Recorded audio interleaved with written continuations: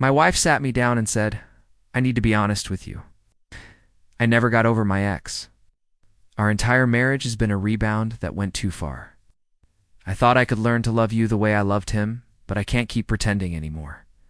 When I asked if she wanted a divorce, she said, No, I just need you to understand why I've been so distant.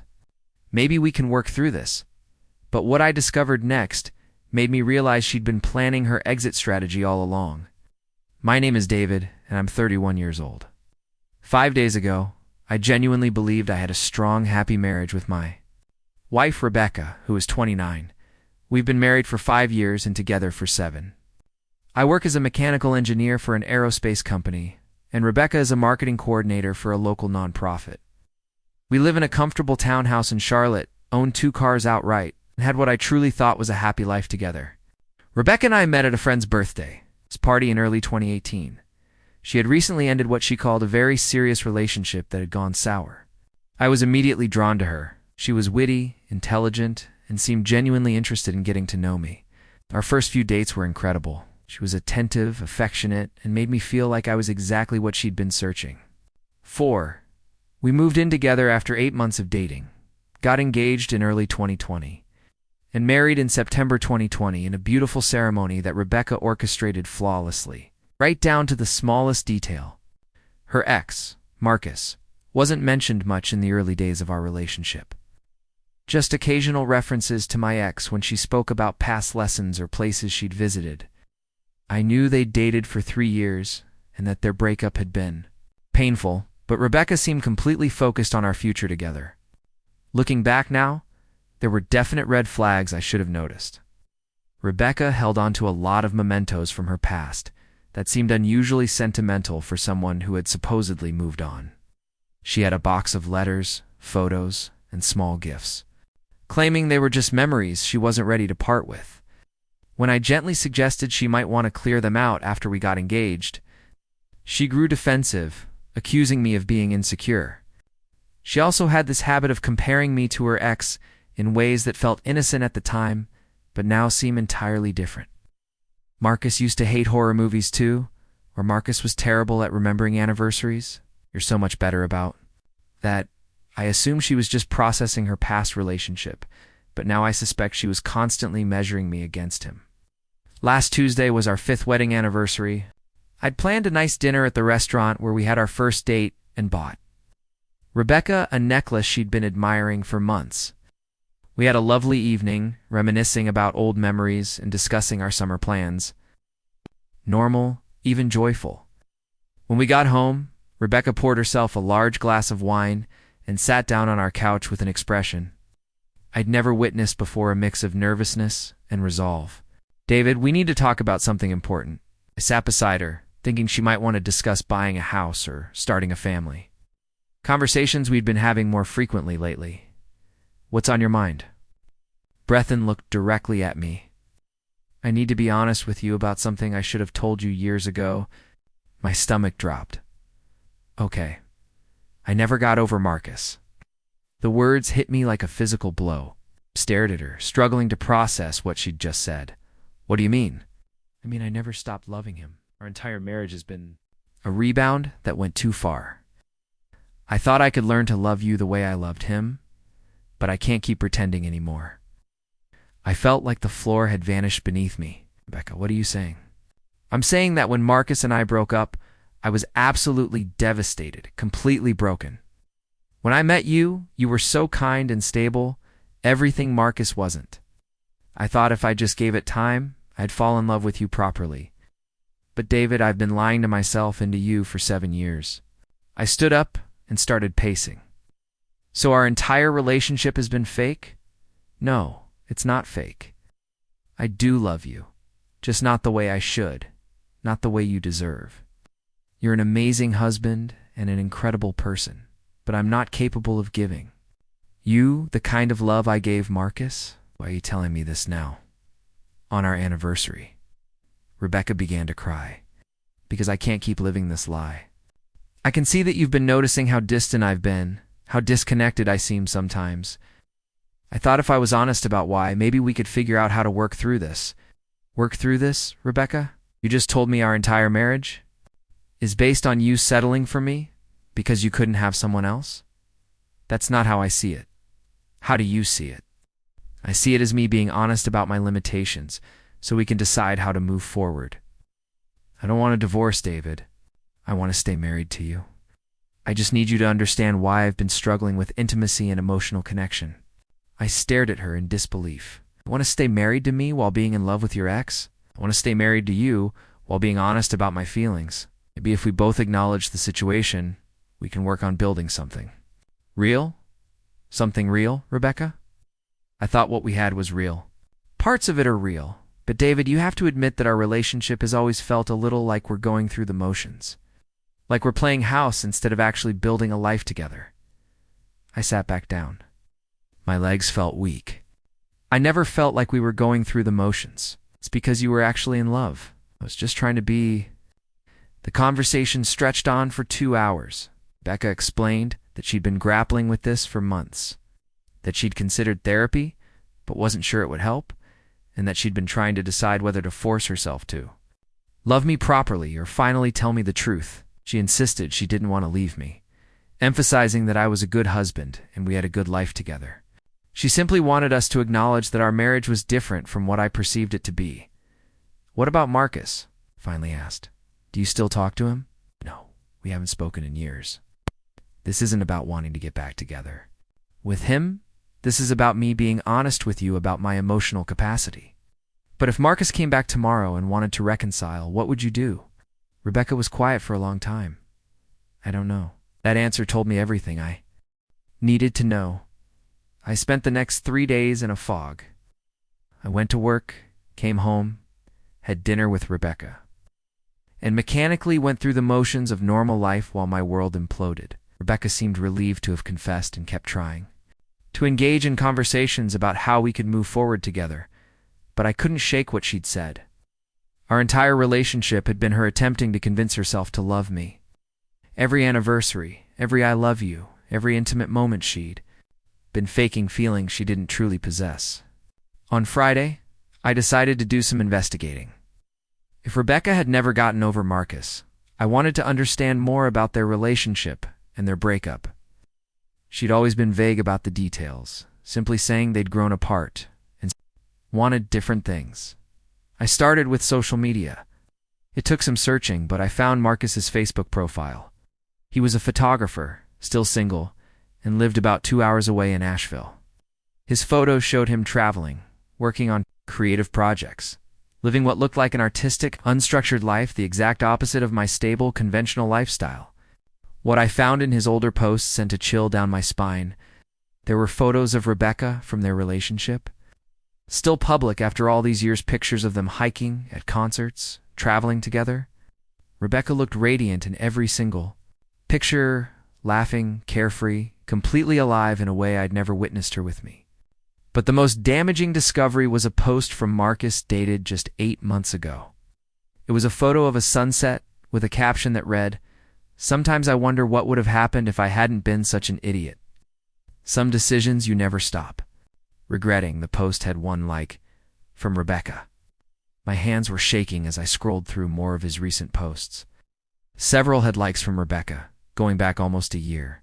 She'd been following his life, staying connected, watching him from a distance, all while married to me. I created a fake Facebook account and sent Marcus a message, pretending to be a journalist working on a story about photographers in North Carolina. I asked if we could set up a brief phone interview. Marcus called me that evening. "So you're working on a story about local artists?" he asked. "Yes. I'm particularly interested in how personal experiences influence artistic vision. I noticed some of your older posts referenced past relationships. Do you find that personal loss or regret influences your work?" Marcus was quiet for a moment. "That's a pretty personal question for a journalism piece. I understand if you'd rather not discuss it." "No, it's okay." "Yeah, I think every artist draws from their personal experiences. I went through a pretty significant breakup a few years ago that definitely affected my perspective on things." "Do you mind me asking what happened?" "I was with this incredible woman for 3 years, Rebecca. She wanted commitment marriage, the whole traditional life. I was young and stupid and thought I needed to experience more of the world before settling down. So I broke up with her, thinking I'd figure out what I really wanted and maybe we'd find our way back to each other eventually. My heart was pounding, and did you? No, she met someone else pretty quickly and got married. I spent the next few years traveling, working on my photography, thinking I was living this great independent life. But honestly, I never found anyone who came close to what I had with Rebecca. She was it for me, and I threw it away. Have you ever considered reaching out to her? I've thought about it, actually. I've thought about it a lot lately. But she's married now, seems happy. I don't want to complicate her life because I finally grew up and realized what I lost. She wasn't happy? What if her marriage wasn't what it seemed?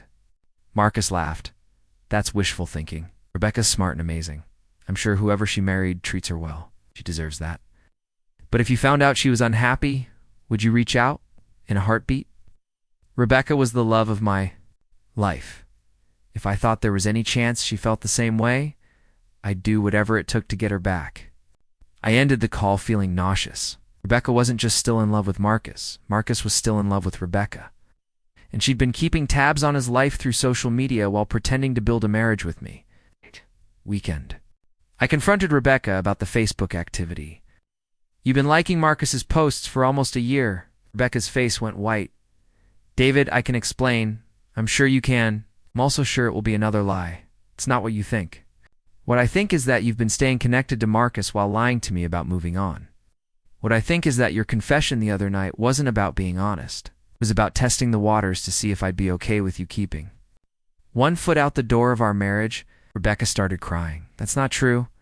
Then explain the Facebook activity. Explain why you're following his life and liking his posts about regret and lost love. I just wanted to know how he was doing. For years, while married to me, David, it doesn't mean anything. It means everything, Rebecca. It means you've been living a double life. It means our marriage has been even more fake than you admitted. What do you want me to say? I want you to tell me the truth. Are you planning to leave me for Marcus? Rebecca was quiet for a long time. I don't know what I'm planning. It's not good enough. David, I love the life we've built together. I love our home, our routines, our stability. But I can't help how I feel about Marcus. So you want to keep me as your safety net while you figure out if you can get back together with your real love. You're not a safety net. Yes, I am. I'm exactly what you said. I was a rebound that went too far. And now you want to keep me around as backup while you test the waters with Marcus. Rebecca didn't deny it. On Monday, I called a lawyer, Jennifer. Wells had handled my friend's divorce 2 years earlier and came highly recommended. I explained the situation and showed her screenshots of the Facebook activity. David, I have to ask, do you have any evidence that your wife has been in direct communication with this ex-boyfriend? Not yet, but I think she's been building up to it. What makes you think that?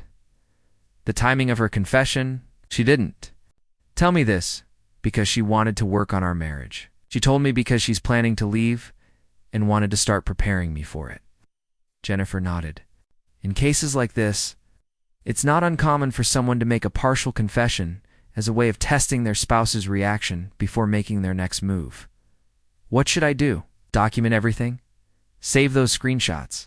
Keep track of any suspicious behavior and start getting your financial affairs in order. If she is planning to leave, you want to be prepared. That week, I started paying closer attention to Rebecca's behavior. She'd become secretive with her phone, taking it with her to the bathroom and keeping it face down during dinner. Nice. She'd also started working late more often and had signed up for a yoga class that met twice a week in Asheville, the same city where Marcus lived. On Thursday, I installed a tracking app on our shared iPad, which she often used for work. I wasn't proud of it, but I needed to know what was happening. What I found confirmed my worst suspicions. Rebecca had been using the iPad to message Marcus through Instagram for about a month, starting just days before her anniversary confession to me. The messages were devastating. She'd reached out to him initially with a casual, "saw your latest photos, they're beautiful" message. He'd responded enthusiastically, and they'd quickly moved into deeper conversation. Rebecca had told Marcus that she was unhappy in her marriage, that she'd never stopped thinking about him. and that she regretted not fighting harder for their relationship when they broke up. Marcus had admitted that he'd been thinking about her constantly, and that he'd made the biggest mistake of his life when he let her go. The most recent exchange made me physically sick. Rebecca, I told David the truth about my feelings. Not everything, but enough to start preparing him. Marcus, how did he take it, Rebecca? Better than expected. I think he's processing. I'm hoping he'll eventually agree that we're better off as friends than as a married couple trying to force something that isn't there. Marcus, I've been thinking about what you said about maybe meeting up to talk in person. Rebecca, I think that would be good. I need to see you face to face to know if what I'm feeling is real or just nostalgia. Marcus, what if it's real? Rebecca, then I guess I'll have some difficult decisions to make. I screenshotted everything and sent it to my lawyer. Jennifer, I found proof that my wife is planning to leave me for her ex. David, this is exactly what we needed. Your wife has been emotionally cheating and using your marriage as a placeholder while she reconnects with her ex. This gives us significant leverage in divorce proceedings. What kind of leverage? North Carolina. Adultery can affect alimony and asset distribution. Your wife's behavior demonstrates clear intent to abandon the marriage for another relationship. Should I do now? Confront her with the evidence and make it clear that you're not going to be her backup plan while she explores other options. Give her a choice. Commit to the marriage completely, or leave now. That evening, I waited until Rebecca got home. From her yoga class in Asheville, how was yoga? I asked casually. Good. Relaxing. Funny because I called the studio to ask about their schedule and they said, "You haven't been to class in 2 weeks." Rebecca's face went pale. David, what are you doing? I pulled out my phone and showed her the screenshots of her Instagram messages with Marcus. I'm protecting myself from someone who's been lying to me for weeks while planning to abandon our marriage. Rebecca sat down heavily on our couch. You went through my messages. You've been cheating on me emotionally and using our marriage as a safety net while you figure out if you can get back together with your ex. I think going through your messages is the least of our problems. It's not cheating. We haven't done anything physical. You told Marcus you're planning to leave me? You've been meeting him in secret. Been lying to me about where you're going and what you're doing. How is that not cheating? Rebecca started crying. David, I'm confused. I don't know what. Yes, you do. You want Marcus. You've always wanted Marcus. I was just the consolation prize you settled for when you couldn't have him. That's not true. Then prove it. Cut off contact with Marcus completely. Delete his number. Block him on social media. Commit to our marriage 100%. Show me that I'm not just your backup plan. Rebecca was quiet for a long time. I can't do that. Why not? Because I need to know if what Marcus and I have is real. I need to know if there's a chance for us to be together. Then you need to leave. David, that's not fair. What's not fair is you asking me to wait around while you explore your options with another man. What's not fair is you lying to me for 7 years about loving me. What's not fair is you using our anniversary to start preparing me for you leaving me. Rebecca cried harder. I don't want to hurt you. Then stop hurting me. Make a choice. Either you're married to me or you're not. But I'm not going to sit here and watch you plan your exit strategy while pretending we have a future together. What if I choose wrong? Rebecca, if you have to think about whether you want to be married to me, then you've already made your choice. The next morning, Rebecca packed a bag and said she needed some time to think. She went to stay with her sister in Raleigh. That was 4 days ago. Yesterday, Jennifer called with an update. David, I've prepared divorce papers, given the evidence of your wife's emotional affair and her abandonment of the marriage. We're in a strong position to protect your assets and avoid alimony. Has Rebecca contacted a lawyer? Not yet, but I expect she will soon. Are you prepared to move forward with this? I thought about the woman I'd fallen in love with 7 years ago. The woman who'd made me believe I was exactly what she'd been looking for. The woman who'd planned our wedding with such enthusiasm, who'd talked about our future with such apparent excitement. That woman had never existed. You'd been a performance by someone who was trying to convince herself to love me. I told Jennifer, I'm ready to move forward. This morning I had the divorce papers served to Rebecca at her sister's house. Her sister called me an hour later. David, Rebecca is devastated. She says you won't even give her a chance to work. things out. Work what out? I asked. She's been planning to leave me for Marcus for weeks. She told me herself that our entire marriage has been her trying to force herself to love me. What exactly are we supposed to work out? She says she's confused and needs time to figure out what she wants. She can take all the time she needs, but she can do it as a single woman, not as my wife. David, she loves you. No, she doesn't. She loves the stability I provide and the life we've built, but she doesn't love me. She loves Marcus. She's always loved Marcus. I'm just the guy she settled for when she couldn't have him. 2 days ago, Rebecca called me directly for the first time since she moved out. David, please don't do this. I know I handled everything badly, but we can work through this. Rebecca, what exactly do you think we should work through? I think we should go to counseling. I think we should talk about what it means to love someone in different ways. I think we should figure out how to build something real together. You mean you want me to go to counseling to learn how to be okay with being your second choice? You're not my second choice? Yes, I am. You said so yourself. Our entire marriage has been you trying to talk yourself into loving me the way you love Marcus.